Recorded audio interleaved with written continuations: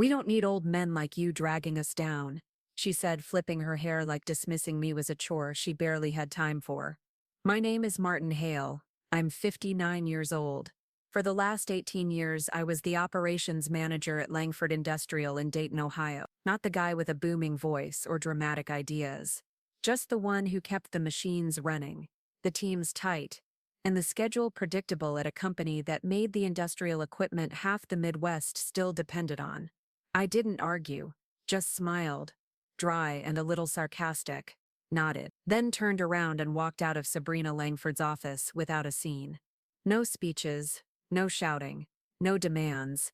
I just methodically cleared my desk while most of the younger staff avoided my eyes. Some of them had joined the company as teens, and now they had families of their own. I'd trained every last one of them. Still, nobody said a word. 18 years reduced to a cardboard box. Langford Industrial had been built by her father, Richard Langford, a man of immense pride and almost frightening determination. He started it 43 years ago, with a single lathe in his garage, and grew it into a $30 million business with nothing but grit and a strict policy of building machines that never failed.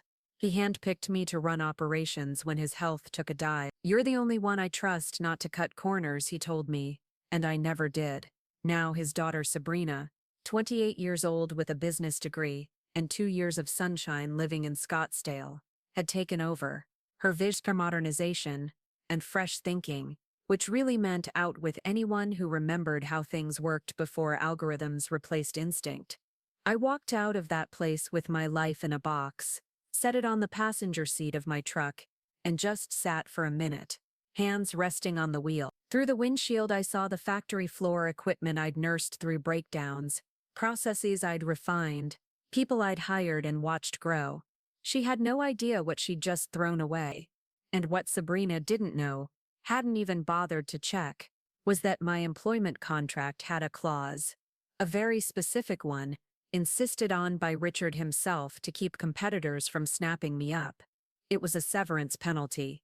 2 full years of salary if I was terminated without cause. I turned the key. The engine hummed. I didn't speed off or slam the door or look back with theatrical flair. I just drove home and dialed Alan Graves, an old friend and a corporate attorney who'd been waiting for a case like this. I'm not a flashy man. I'd been married to my wife, Maggie, for 29 years before cancer took her from me 4 years ago. We'd raised 2 kids. My son in Denver works as an engineer. My daughter teaches 3rd grade in Cleveland. My life, like my work, was built on consistency, reliability, the same values I brought to Langford Industrial every day for nearly 2 decades. Richard Langford was more than just a boss. In many ways, he became the father figure I never had. Mine vanished when I was 11, leaving my mother to raise 3 boys on a secretary's income. Richard gave me a shot at 41 after I'd been laid off from a dying automotive plant. I had hands-on skills and a community college degree in mechanical engineering, but no pedigree. "Credentials don't build machines," Richard had said in our first meeting. "Men with sense and skill do." He promoted me to ops manager within 2 years. We weren't fishing buddies. We never shared a beer after work, but there was respect. When Maggie got sick, he changed my schedule without me even asking. "Family first, Martin," he told me. Always. The first warning bell rang a year ago, when Sabrina started popping into meetings, fresh out of business school, trailing designer perfume and talking about synergies and market recalibrations. I'd glance across the table and sometimes catch Richard wince at her proposals, like slashing our quality control program or outsourcing parts we'd always crafted in-house, but he never corrected her in front of the team. He just fixed things quietly afterward. "She needs to learn," he told me one afternoon, leaning on my office doorframe. "Some lessons can't be taught from books." Then came the second bell, Richard's retirement. 3 months ago, he cited heart issues. I suspected it was pressure. He looked diminished when he handed me the new org chart with Sabrina's name at the top. "I made her promise to keep the core team intact," he said, not quite meeting my eyes. "The experience you all bring is what makes this place work." I nodded, but something in me twisted. The way he couldn't quite face me. Like he already knew what was coming, but couldn't bring himself to say it. The morning after my firing, I was sitting at my kitchen table. Alan had just finished going over my contract. Section 14, Paragraph 3. In the event of termination without documented cause, the employee shall be entitled to severance compensation equal to 24 months of current salary. My phone rang. Richard's name lit up the screen. I stared at it for a long moment, then answered. "Martin," he said, his voice rough. "What the hell happened yesterday?" "You should ask your daughter," I replied, calm but blunt. "I did," he sighed. "She said you were resistant, that you were undermining her with the floor team." I let the silence. Richard knew me. He knew I never undermined anyone. "You're going to file, aren't you?" he asked finally. "Already did. Alan Graves is handling it." He exhaled loudly. "I warned her to check the contracts. Told her before I stepped down there were protections in place." He hesitated again. "She said she cleaned house yesterday. You, Gregory, Dana, anyone over 50. My jaw tightened. Gregory Shaw had been our head of engineering for 12 years. Dana Myers ran our quality control lab like it was her own domain. They were irreplaceable. "Is that the direction you wanted?" I asked him. "To wipe out everyone who built the place with you?" "You know it's not," Richard said, voice thin. "But I gave her control. It's her company now." I heard voices behind him. One was unmistakably Sabrina's. Sharp, demanding. "I've got to go," he said quickly. The line went dead. I stood at my window, coffee in hand, staring at the maple tree Maggie and I had planted when we bought the house 26 years ago. We babied that thing through 2 lightning strikes and a fungal disease that nearly killed it. Nurtured it, until it stood tall and unshakable. Something shifted in me then. This wasn't about the severance. It wasn't about money. It was about the value of experience, and the deep roots people like us planted without fanfare. I made calls. First Gregory, then Dana.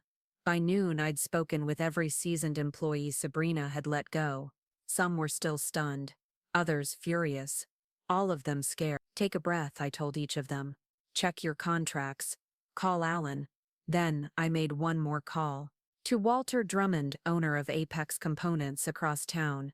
A man who'd tried to poach me more than once. "Still interested in that conversation?" I asked. 3 days later, I was sitting across from Sabrina and Langford Industrial's corporate attorney in a downtown office. Alan was beside me, my contract laid out between us. "This is ridiculous," Sabrina said, barely glancing at the document. "We're implementing a new strategic vision. That qualifies as cause." Alan, patient and steady as ever, tapped the highlighted section. "Termination without cause is defined here quite narrowly, as in performance issues, ethical breaches, or criminal activity, none of which apply." Their lawyer, a kid named Ryan, probably still living off takeout and bar prep flashcards, looked increasingly uncomfortable. "He was undermining my leadership," Sabrina snapped. "That's insubordination." Alan raised an eyebrow. "Is there documentation of that?" "Warning notes from HR?" Ryan flipped through a thin folder. "Nothing." "Fine," Sabrina spat. "We'll offer 6 months, and move on." 24, Alan said calmly. "As stipulated." Her face hardened. "We'll fight it. You'll be tied up in court for years." I hadn't said a word until then, but I looked her square in the eyes. "I've got time. We'll make sure no one hires you again," she added. Venomous. "Any company that works with you can forget about doing business with Langford." The door opened behind her.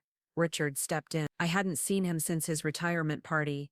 He looked thinner, older, but his eyes, those were the same. "Sabrina," he said quietly, "we're in the middle of something, Dad." "Not now." The words were soft, but final. They stepped out. Through the glass wall I saw them arguing. Richard gesturing. Sabrina stiffening. When they returned, she wouldn't look at me. "Ryan," Richard said, "prepare the severance agreement per the contract." "Dad, not now." He turned to me. "I'm sorry, Martin. This isn't how I wanted things to end." I nodded. That was enough. As Alan and I stood, Sabrina stepped into my path. "This isn't over. I'll blacklist any vendor who works with you." Richard flinched, but said nothing. I just nodded again. thinking about the conversation I'd had with Walter the day before, about his offer, about the market Langford had ignored for years, the niche, high-value custom hydraulics. Sabrina considered a waste of time. "You're right," I said to her. "It isn't over." The severance hit my account a week later. $320,000 minus tax, more than I'd ever seen land in my bank all at once. I didn't feel triumphant, just empty. Money wasn't the point. Not really. This was never about revenge either. It was about something deeper, something you can't quantify in spreadsheets or tuck into a quarterly report. It was about the quiet dignity of work done well, and the way people like Sabrina treated that like a relic. That same afternoon, I met Gregory Shaw, Langford's former head of engineering, at a half-empty diner just off the highway. It was 3:00 in the afternoon, nothing but us, and a couple of truckers nursing coffee at the counter. "Alan got me a year's severance," Gregory said, stirring his drink with a plastic straw. "Not as good as your deal, but better than a boot and a handshake." He gave a dry laugh. "They want me to sign an NDA. 5 years. No talking about proprietary tech or processes." 40 years in engineering," I said. "And now you're not allowed to talk about your own work." He shook his head slowly. "You signing Norns?" "I didn't have to. My contract didn't include one." I reached into my coat and pulled out a card, slid it across the Formica tabletop. He picked it up and read, "Walter Drummond, Apex Components. He's looking for a consultant," I said. "Someone who understands precision hydraulics." Gregory blinked. "Harper would sue me sideways if I even think about it.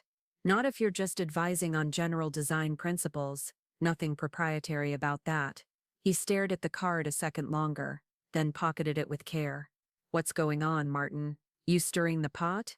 I considered lying, but Gregory had stood shoulder to shoulder with me through too many crises. He deserved honesty. "I'm partnering with Walter," I said. "He's backing a new division, specialized hydraulic systems. Small batch, high margin, the stuff Sabrina thinks is too niche." His eyes widened. "The custom work. Richard used to say that was Langford's future." "Yeah, and she's gutting it to focus on bulk manufacturing. Thinks she can compete with overseas plants on price." "She can't," Gregory said flatly.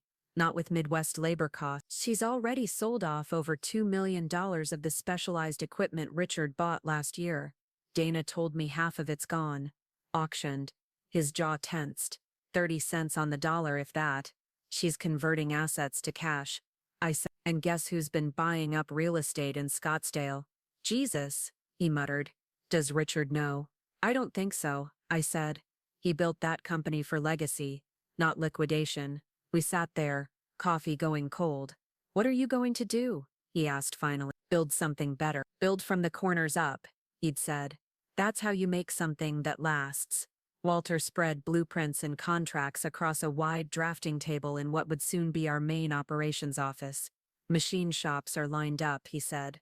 "First 5 units can ship in 4 weeks. ENC programmer starts Monday." He gave me a look. "Another Langford guy. Said you recommended him." I nodded. "Leo Tanner. Brilliant with modeling. Criminally underpaid." Sabrina cut his department's budget by 30% and doubled her own salary. "He quit 2 weeks ago." "That makes what, 7 now?" Walter asked. 7, I confirmed. "All top talent." Walter let out a low whistle. "Langford's bleeding out." I checked my phone. A message from Dana. She was still working inside Langford's walls, tethered by a pension clock and a mortgage, but she was watching. The photo showed an internal memo. Production delays, missed deadlines, 3 major clients threatening to walk, quality control issues stacking like dominoes. I showed it to Walter. "Just like we predicted," he said, sighing. "She broke the spine. Now everything's slipping." I didn't feel smug, just tired. Langford Industrial had good people. Hundreds of them, workers I'd known for years. People with kids in college, parents in assisted living. None of this was their fault. "We should talk to Northern Assembly Group," I said. "Let them know we're operational in 60 days. Walter nodded, scribbling on a notepad. "Already scheduled a sit-down next Thursday. They're not happy with Langford." I walked to the observation platform. overlooking the space where machines would soon hum in rhythm. It wasn't just a warehouse, it was the seed of something honest. My phone buzzed. Richard Langford. I stared at the name, then answered. Martin, he said, voice lined with exhaustion. We need to talk. I'm listening. A pause. Then, I know what you're doing. The company, the people you're hiring. I'm not calling to ask you to stop. I'm calling to ask for your help. That stopped me. What kind of help? The kind that might save what's left of my company. I waited. Sabrina's been selling off assets, cutting quality.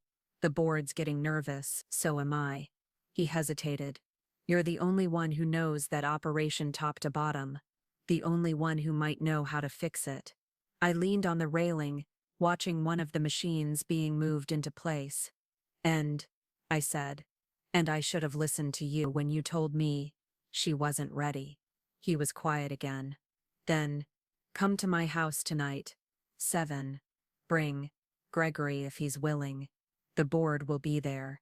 We're discussing options. What kind of options? Change, he said. Leadership change. I looked back down at our budding operation, at the future we were building with care and intent. I'll be there, I said, but I'm not promising anything. Fair enough, he said. And then, softly, and Martin? Yeah? Thank you for still taking my calls. 6 months after I was fired, I stood in the back of Langford Industrial's main conference room. The quarterly all-hands meeting had just begun. Sabrina stood at the head of the table, flanked by an executive team that looked like they'd all walked out of a TEDx audition. She was in the middle of blaming market shifts and inherited inefficiencies when she saw me. What is he doing here? She snapped, pointing at me like I was an intruder. Richard, seated with the board, nodded to the chairman. Miss Langford, the chairman said, the board has made a decision regarding the company's leadership. Her face went pale. You can't be serious. Martin, the chairman turned to me. Would you do the honors? I stepped forward, folder in hand, the same one Alan had used for my severance papers. Except this time, its contents were very different. Langford Industrial is merging with Foundry Dynamics, I said calmly. The board has approved the acquisition agreement this morning. She laughed, sharp and dry. This is absurd. I'm the majority shareholder. No, Richard said quietly, rising slowly. You hold 20%. I maintained 51. I voted in favor of the merger. I slid the folder across the table. Foundry Dynamics will absorb the custom hydraulics division. The rest of the company will continue under new leadership. Gregory stepped through the doorway. Mine.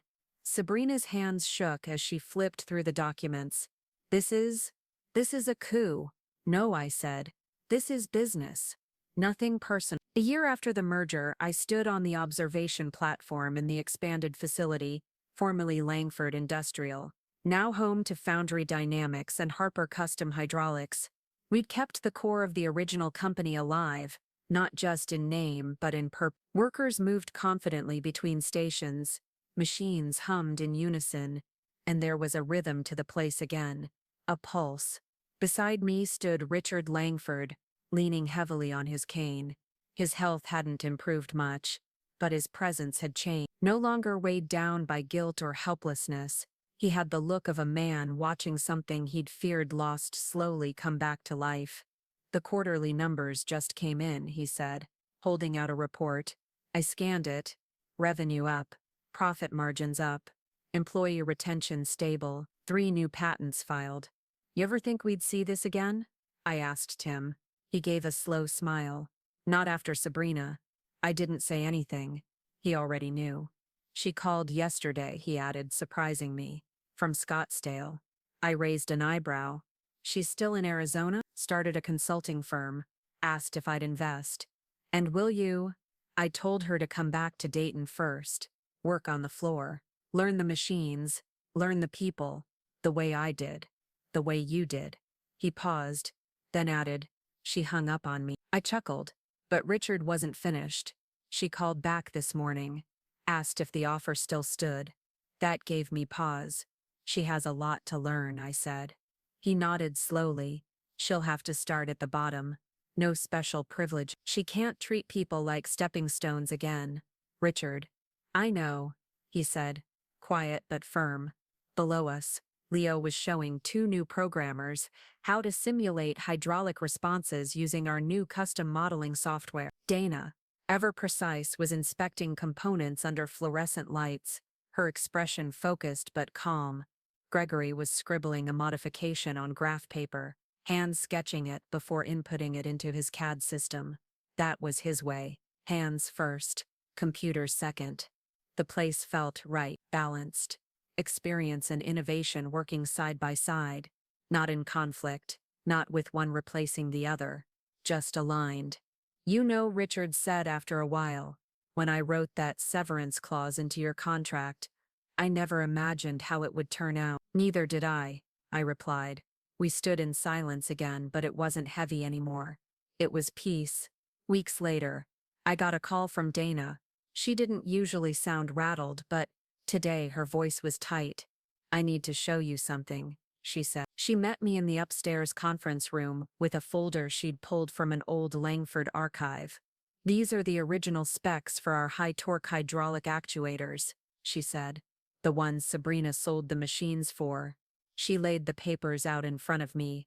My stomach dropped. The files included proprietary calibration data, safety tolerances, and a few detailed subcomponent designs I knew had never been released. She didn't just auction off the machines, Dana said. She sold the schematics. Some of them were bundled into the equipment deals, no redaction, nothing. I clenched my jaw. To who? Multiple buyers, some overseas, no NDAs, nothing binding. The implications were staggering, not just for intellectual property theft, but for safety. If someone tried to replicate our designs without understanding the tolerances, we need to talk to Richard, I said. Dana shook her head. Already did. He's devastated. Said Sabrina acted unilaterally. She had signing power over asset sale, so she burned the future for a temporary cash infusion. Exactly. We filed the necessary reports and tightened internal protocols immediately. Walter brought in legal. The board supported us.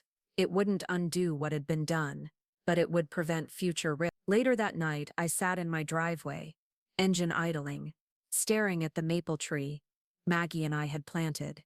It was fall. The leaves had turned a deep, vibrant red, the kind that looks painted, almost unreal. We'd lost so much in the last year, but we'd gained something too. Not just a company, a new model, a new standard. We'd built something rooted, something earned. Months passed. Foundry Dynamics expanded again, picking up 2 former Langford clients and winning a grant for green tech fluid systems. Gregory presented at a national conference. Dana trained 3 new hires from local trade schools. Leo developed a modeling algorithm that cut design time by 40%. People noticed. Not because we shouted, but because we delivered.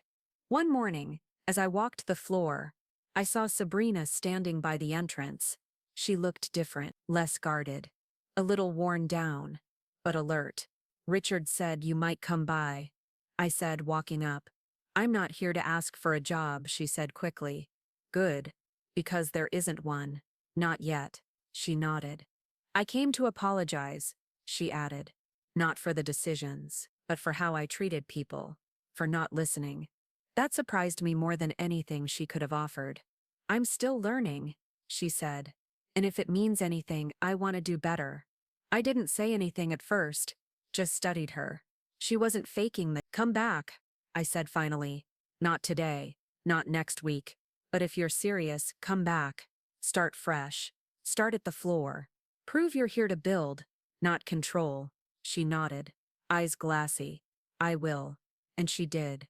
A year later, she was working under Leo in systems programming, quiet, focused, not asking for shortcuts, not demanding authority, just learning.